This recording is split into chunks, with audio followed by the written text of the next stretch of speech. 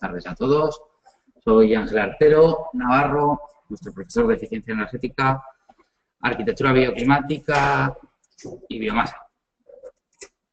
Aquí estamos en un nuevo webinar, en este caso titulado Pasos para la realización de una auditoría energética. Ya sabéis que es un módulo que, bueno, que algunos, o la mayoría, me imagino, tenéis en vuestro temario, que es un módulo que está iba a decir de moda, pero es algo que no me gusta nada. Bueno, que es, en la actualidad pues hay una cierta salida profesional en este ámbito, ¿no?, de trabajo dentro de lo que es el mundillo de la eficiencia energética. Algunos como Nicolás Obregón ya me conocen, estuvimos ahí en unas charlas también en la delegación de Madrid, que además os prometí que se repetirían y así será. Y estuvimos también un poco hablando del tema. Lo que en ese caso estábamos en concreto hablando de la auditoría que yo estaba realizando, en concreto sobre las distintas delegaciones de esta empresa, ¿no?, de Masterlight. Yo soy profesor externo, es decir, no tengo mi trabajo aparte del de profesor en esta empresa. Tengo una pequeña empresa de eficiencia energética, energías renovables, instalaciones, un poco de todo. Hoy nos ocupa este tema de auditorías energéticas y os he preparado pues una serie de documentos en PDF que nos sirvan un poco como guía para hablar sobre este tema. Empezaremos desde lo más básico. Como podéis ver, he recopilado unos cuantos documentos en PDF. La verdad que yo este seminario no lo tenía contemplado, pero bueno, como los que me conocéis ya sabéis de sobra, tengo bastante carrete y información respecto a estos temas a patadas, dicho así coloquialmente, y bueno, además es una de mis grandes pasiones dentro de lo que es mi trabajo. Pues el tema de la auditoría energética me encanta, ¿no? Y por lo tanto, pues con esta base yo creo que tendremos más que suficiente. No vamos a llegar a ver todos los documentos, pero sí que es interesante que veáis o que os cuente un poco qué documentos son para que, como bien sabéis, esta información yo estaré encantado de compartirla con vosotros, los que consideréis que pueden ser más interesantes o que os pueden resultar útiles.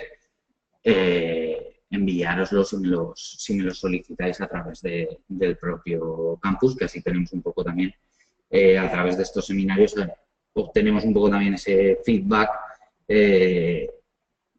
y estamos en contacto también a través del campus, que a mí, sinceramente, me parece algo muy importante y muy interesante que tengamos ese contacto y que aprovechéis pues un poco mi experiencia y que tiréis de vuestro profesor. Yo el otro día se lo comentaba a alguien que estaba empezando en la universidad y demás, y le decía que, bueno, esto ya como anécdota del abuelo cebolletas, pero a mí es de las cosas que se me quedaron, ¿no?, en la universidad, que yo di un cambio muy importante. Nunca había sido un buen estudiante, la verdad, aunque luego he ido cogiendo poco a poco el tranquillo y he hecho más formación que para qué. Pero el cambio, sobre todo, yo lo noté cuando perdí, no sé si era la vergüenza o de qué, pero sobre todo cuando me di cuenta de que las tutorías o que los profesores en esos horarios de tutorías te podían ayudar en 10 minutos tanto como en 4 horas de clase. Esa atención personalizada a mí me parece que me supuso un cambio muy importante a la hora de... Igual de ahí me viene un poco también la vocación de la docencia, ¿no? Bueno, dejo el rollo y voy al meollo. Nunca mejor dicho. Índice mínimo para una auditoría energética. Vamos a hablar de los pasos. Pues para conocer los pasos, en primer término deberemos de saber, ¿no?, cuáles son las exigencias o los requisitos, ¿no? Tenemos una norma 1 en la cual, pues bueno, vienen a estar reflejados todos estos pasos, aunque este contenido mínimo, como podéis ver, ya es de 2006, que sigue siendo lo mismo. Aquí no, la auditoría energética es un proceso sistemático de obtención de datos o de recopilación de datos, de identificación de ineficiencias y de propuesta de mejoras o de medidas de ahorro, ¿de acuerdo? Ese es el concepto de una auditoría energética. Lo podríamos analizar paso a paso, pero básicamente es eso, una recopilación de datos. Posteriormente hacemos un análisis de esos datos para identificar ineficiencias, lógicamente relacionadas con el uso de la energía, y para posterior y en último término definir una serie de medidas de ahorro energético o MAES, que les llamamos en esa contracción, ¿no? O en esa abreviatura. Ahí lo tenéis un poco cuáles serían pues ese contenido que tienen que tener esas auditorías que deberemos de registrar en el Departamento de Industria de nuestra comunidad autónoma y que ya sabéis también que por ley son obligatorias de llevar a cabo para una serie de casos concretos, entre los que, pues bueno, el más importante, el más discriminante, podríamos llamarle, sería el del número de trabajadores y que es a partir de 250 trabajadores. ¿De acuerdo? Entonces, en todas esas empresas que tengan más de 250 trabajadores, tienen la obligación de haber realizado, porque ya la deberían de haber terminado, etcétera, etcétera, pero bueno, ya sabéis que siempre vamos un poco en España, es costumbre ir siempre un poco mal con los plazos, por desgracia. Eso ya habría que analizarlo y sería muy largo de analizar y de comentar, con lo cual para otro plástico. En cuanto a esos contenidos de esa auditoría, sea obligatoria o no, que yo, personalmente ya llevo años trabajando en este tema de la auditoría y no, como os podéis imaginar, no es por esta normativa que salió pues, recientemente, en concreto el año pasado, ¿no? En 2016, sino que anteriormente, aunque no era obligatoria, pues ya ha habido entidades, empresas,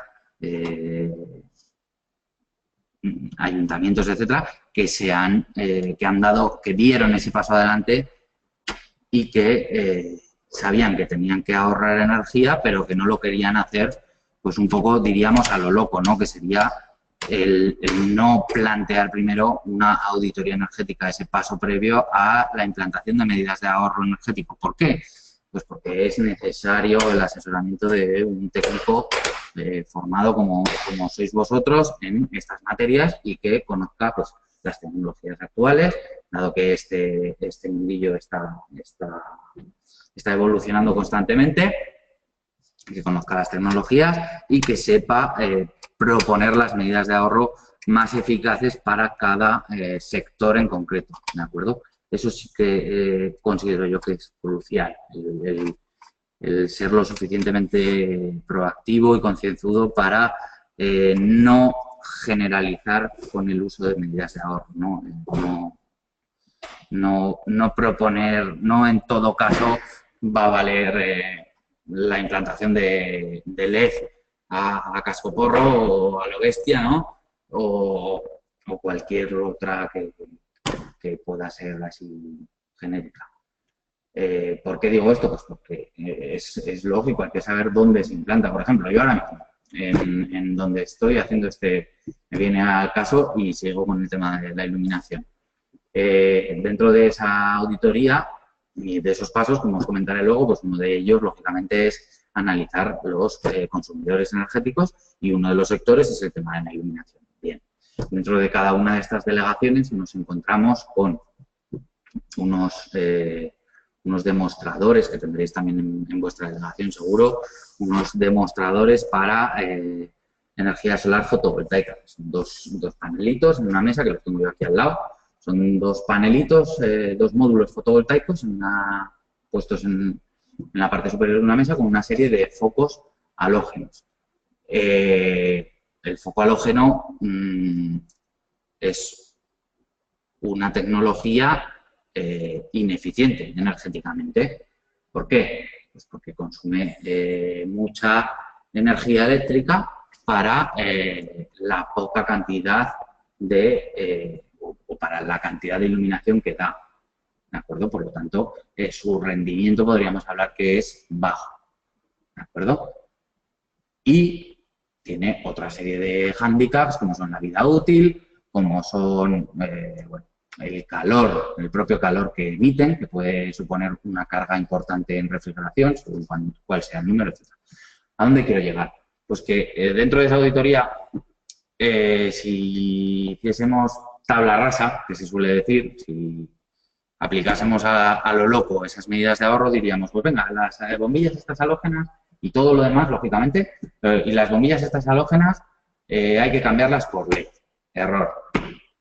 Estas bombillas halógenas igual se encienden 10 minutos a la semana o 20 minutos a la semana a lo sumo. Con lo cual, el consumo energético de estos proyectores o de estas bombillas será ridículo, ¿de acuerdo? Sí, podríamos echar fácilmente las cuentas, pero bueno, si hay 200 vatios, pues bueno, calcular a partir del tiempo que se utiliza la energía consumida y traducirlo en coste económico. Sería ridículo, ya os lo digo. ¿Cuánto sería el coste de cambiar las bombillas? Por mucho que los LED ahora mismo estén muy baratos, etcétera, etcétera, etcétera, pues una bombilla LED para dar estas características, pues 5 euros, por ejemplo. Esos 5 euros que multiplicados por las 8 bombillas serían 40 euros, que es una inversión pequeña, no sería amortizable en la vida. Por muchas horas de vida útil que tenga el LED, etcétera, etcétera. ¿Por qué? Porque estas bombillas no se utilizan. ¿Vale? A eso es a lo que quiero llegar. Dentro de lo de los pasos de una auditoría energética, y lo tenéis, es muy sencillo de entender, están tabulados y la lógica ya nos indica cuáles van a ser, aunque yo ahora os los cuento y os los detallo, pero lo importante es que deis ese salto de calidad, yo considero que eso es un salto de calidad, y que seáis concienzudos con vuestro trabajo, ¿de acuerdo? Dicho esto, me enrollo un mogollón. Ahí tenéis pues, los datos, lógicamente, generales del establecimiento. Habrá que saber dónde se está haciendo la auditoría. Estos datos sí que son muy importantes, porque os acabo de decir que el consumo de energía, pues lógicamente, o la energía consumida, es lo mismo, depende de la potencia instalada y las horas de uso. Por lo tanto, un dato fundamental en nuestra auditoría energética será conocer el régimen de funcionamiento conocido a través de las horas día y los días de la semana y, por lo tanto, las horas al año que están funcionando en general ese establecimiento y luego, lógicamente, todo lo que podamos detallarlo y particularizar según las distintas estancias que tenga ese establecimiento, según los distintos equipos consumidores, etcétera, pues más detallado será nuestro cálculo, ¿de acuerdo? Bien, la estructura de costes. Bueno, la estructura de costes sería importante también en tanto en cuanto podemos establecer dentro de esa empresa, dentro del organigrama o de la constitución de esa empresa, qué coste asociado representa la energía, ¿de acuerdo? Aquí podríamos pensar, ¿y habrá tipos de actividades, tipos de empresas en los cuales la energía represente un coste tan pequeño como para que no merezca la pena hacer una auditoría o plantear una serie de medidas de ahorro? No, yo apostaría mucho a que no me podéis definir un tipo de actividad en la cual no haya un uso intensivo de la energía y que a su vez suponga un coste importante y que el estudio de auditoría sobre dicha empresa, que se podría cuantificar cuánto es el coste de ese estudio, no fuese rápidamente amortizable mediante ciertas medidas de ahorro que, como hablaremos después, muchas tampoco, pero algunas de ellas, un tanto por ciento interesante de ellas, no tienen un coste o una inversión asociada, es decir, será o nula o será tan pequeña que la amortización de la misma se podría asociar también directamente al propio estudio y que también es un coste que va a asumir la empresa, lógicamente que hay que cuantificar y también considerar que se puede o que se debe amortizar, ¿no? Debemos ser justos. Los datos de producción del establecimiento, pues bueno, ya claro, lo mismo que os decía antes, dependerá de la actividad, ¿no? Las principales materias primas utilizadas, el nombre y la cantidad anual, principales productos obtenidos, nombre y cantidad anual. Pues bueno, dependerá de la actividad. Por ejemplo, en el caso este que os comentaba, en la auditoría de Master D o auditorías que he realizado o que hemos realizado junto a mis compañeros en ayuntamientos o en ayuntamientos o en comunidades de vecinos también, no tienen unas materias primas a utilizar que se puedan cuantificar, ¿no? Habría que buscar otros indicadores que no serían de producción, pero habría que buscar otros indicadores. ¿Y por qué les llamo indicadores? Porque al fin y al cabo, para hacer eso que os comentaba en la propia charla que di en Madrid, que es también famoso el tema del benchmarking,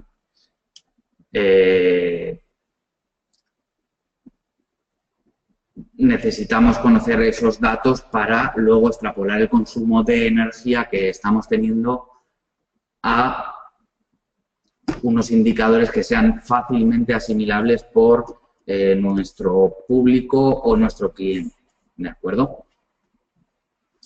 Así pues, pasaríamos a analizar o a realizar el análisis energético del centro, en el cual pues deberemos recopilar los datos suficientes.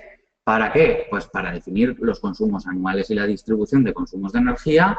¿De qué? Pues de energía eléctrica comprada y autoproducida, de energía térmica y con qué tipos de combustibles se está utilizando. Y de esos combustibles también tenemos que reflejar cuál es el poder calorífico, etcétera, etcétera. ¿De acuerdo? El consumo anual térmico y eléctrico por operación, por los distintos sectores de nuestra fábrica, etcétera. El consumo anual térmico y eléctrico de los principales equipos consumidores de energía. Los equipos de climatización, iluminación, motores en el proceso industrial que tienen un elevado consumo energético, etcétera, etcétera. El consumo anual térmico y eléctrico en las operaciones auxiliares, ¿vale? Pues en una fábrica una fábrica, procesos auxiliares serían los de administración, ¿no? Las oficinas asociadas en las cuales pues se generan los albaranes, se realizan compras, etcétera, etcétera, etcétera, ¿vale? Autoproducción de energía eléctrica, si es que la tienen, mediante pues lo que sea, mediante microcogeneraciones, cogeneraciones, energía solar fotovoltaica, lo que sea. Combustibles adquiridos y características de los fluidos térmicos generados. Bien. Asimismo, consumos específicos y costes energéticos, que son lo que yo os hablaba de indicadores energéticos. Pues tenemos un consumo específico térmico en kilovatios hora por cada unidad de producto que hemos generado. Pues yo qué sé, en plantas de envasado de pescado, por ejemplo. Pues podremos llegar a obtener el consumo energético que supone cada uno de esos subproductos o por kilo de cada subproducto que se está envasando en esa fábrica. Y eso es un coste que la empresa, la propia dirección de la empresa, será capaz de asociar a su modelo de negocio, ¿no? A asociar a su producto. Saber cuál es la parte que viene asociada a la energía de proceso, cuál es la parte asociada del coste a la mano de obra, etcétera, etcétera, ¿no? Consumos específicos térmicos por operaciones, consumos específicos térmicos y consumo específico eléctrico de los equipos consumidores de energía, y los costes en energía térmica por fuente energética y coste de la energía eléctrica. Bueno, más de lo mismo, pero bueno, distintas clasificaciones que podemos realizar. Medidas detectadas en la auditoría energética. Pues aquí es donde deberemos definir a partir, bueno, antes de este paso de medidas detectadas en la auditoría, que serían las MAEs, medidas de ahorro energético, antepondría un apartado en el cual se identificasen las ineficiencias energéticas, pues el consumo energético excesivo en los motores por su antigüedad y que ha sido medido y que tienen un coseno de phi muy bajo y que tienen pues bueno, un tipo de arranque estrella-triángulo que no es nada eficiente, etc. No sé, habría que ir identificando para cada caso pues multitud de ineficiencias que nos podemos encontrar. De verdad, no os podéis imaginar una vez que te paras a darle vueltas, a estudiar, como os decía, de forma concienzuda un negocio, una fábrica, un edificio de oficinas, etcétera, etcétera, la de ineficiencias energéticas que nos podemos llegar a encontrar. Hay casos en los que hay muchas más y hay casos en los que hay muchas menos. Pero siempre podemos encontrar bastantes detalles sobre los que trabajar y conseguir grandes resultados, ¿de acuerdo? Una vez que hemos definido esas ineficiencias, pasaríamos a plantear, asociado a dichas ineficiencias, plantear una o más medidas de ahorro energético, ¿no? Y como lo primero tendríamos que definir cuál es la tecnología, si es el caso, que vamos a aplicar una determinada tecnología, por ejemplo, pues, tiene mucho consumo energético de reactiva, algo que hemos identificado a partir del estudio de la facturación eléctrica. Pues bueno, ahí lo que vamos a implantar es una batería de condensadores y es parte de pues una medida técnica, ¿no? Es un equipo a implementar. En tal caso, pues habrá que definir cuál es ese equipo, cuál es la marca, cuál es el modelo, qué potencia tiene, por qué coseno de phi vamos a obtener. Cuanto más detallada sea la información, mejor será el producto que estáis ofreciendo. El estudio, al fin y al cabo, y que en la actualidad, pues por suerte, contamos con herramientas tales como Internet, que puede, todos sabemos que puede tener cierto peligro para informarse de determinadas cosas, pero cuando estamos hablando de este tipo de medidas técnicas, tecnológicas, como la queráis llamar, es muy sencillo el localizar qué fabricantes son de fiar y qué productos te ofrecen, qué características técnicas tienen y demás. Al poco tiempo que llevéis en este tema y que hayáis trasteado, iréis conociendo cuáles son los fabricantes que ya son de prestigio reconocido por todo el mundo, pues para los distintos productos que en eficiencia energética se pueden llegar a ofrecer, ¿de acuerdo? Lógicamente, pues tendremos que definir cuál es el ahorro en energía térmica y eléctrica que con estas medidas vamos a conseguir. Hay algunos casos en los cuales se puede cuantificar prácticamente al kilovatio hora, ¿vale? Y hay otros casos en los que no. Por ejemplo, unas medidas de ahorro que tienen un retorno muy bueno porque tienen una inversión asociada muy pequeña son el uso eficiente de la energía, el concienciar a los trabajadores de esa empresa de que la energía se debe utilizar de una forma responsable. ¿En cuanto a qué? Pues en cuanto a las temperaturas definidas en termostatos, en cuanto a no dejar las luces encendidas, etcétera, etcétera. Son multitud de pequeños pasos que no podemos llegar a cuantificar, ¿verdad? en cuánto se puede estimar. Para eso lo que sí que existen, que viene un poco al hilo y que ya os digo que os las puedo facilitar y sí que nos pueden dar ratios en tanto por ciento de ahorro obtenido y que están basados ya en casos concretos y medidos, ¿vale? Que han pasado por un protocolo de verificación, de medida y de comprobación, ¿de acuerdo? Y que nos podemos encontrar, como le decía el otro día a Nicolás, que, por ejemplo, hay distintas fundaciones de la energía que nos ofrecen distintas publicaciones, como es el caso en su caso le comentaba Fenercom, que para mí es una de las referentes, pero bueno,